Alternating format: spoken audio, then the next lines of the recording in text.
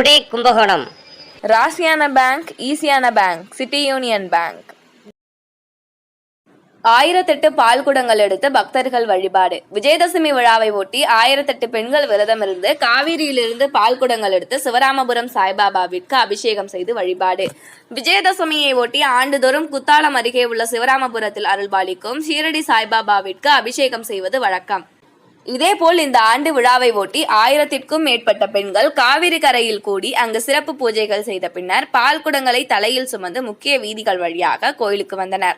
தொடர்ந்து சாய்பாபாவிற்கு அனைத்து பக்தர்களும் தங்கள் கைகளாலேயே அபிஷேகம் செய்து வழிபாடு மேற்கொண்டனர். தொடர்ந்து சிறப்பு அலங்காரம் செய்யப்பட்டு சாய்பாபாவிற்கு மகா தீபாராதனை காண்பிக்கப்பட்டது.